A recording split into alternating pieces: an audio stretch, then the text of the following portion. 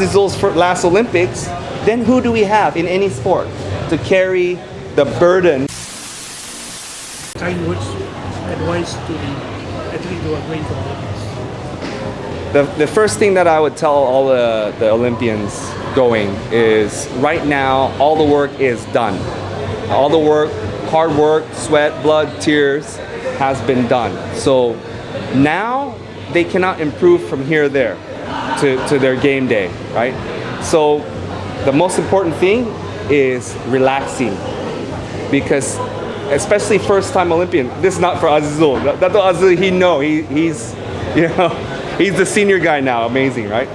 But for the first-timers, don't let the pressure or the stress or distraction get to you.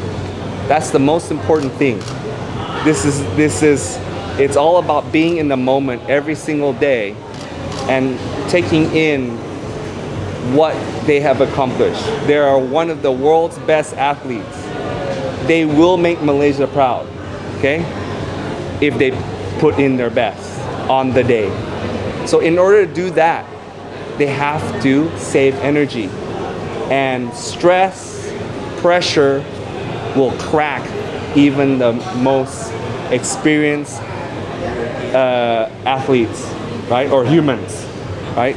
So relax, enjoy, take it all in, and they will do us proud.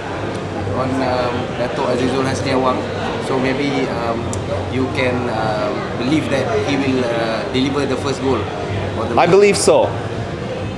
Full-heartedly, I believe, because I am a big believer of him, because I have known him now for, since 2007. I've known him nearly 20 years, right? So I've been his roommate, I've been his confidant, and teammate. I've been his sparring partner and rival.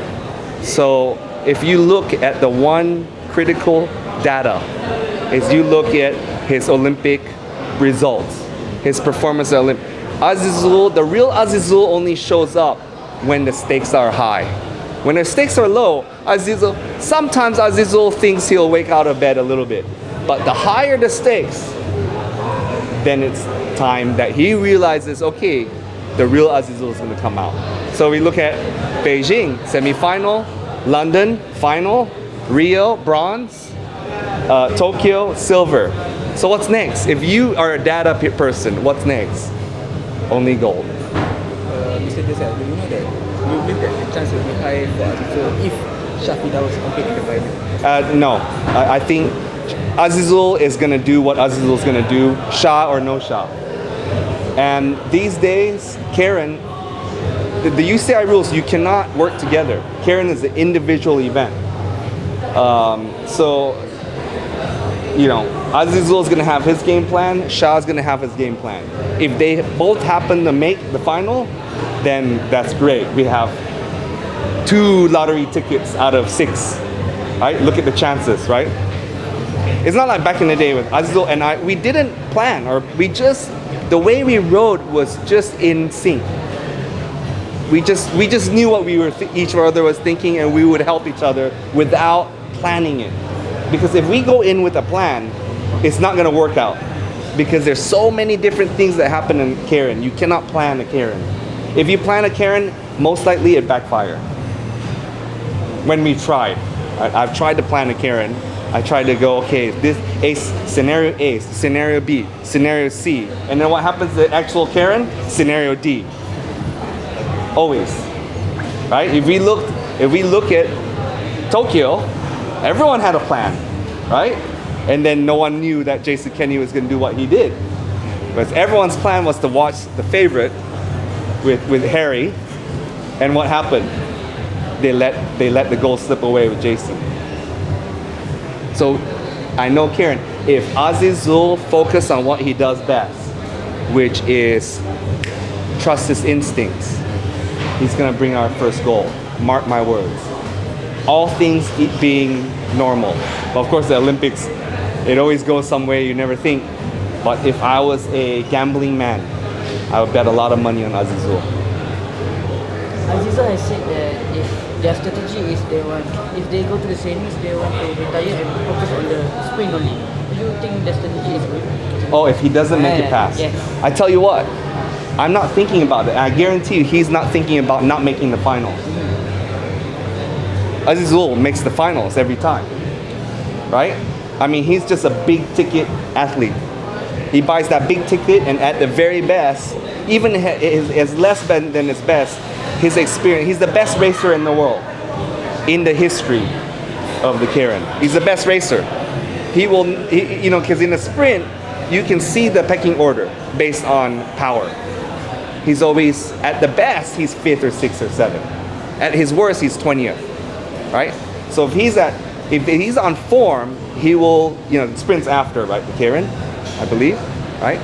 So he's not even thinking about the sprints until the Karen's finished. I guarantee it. Gold in the Karen. Sprints, he's got a chance. He's performed at the top before.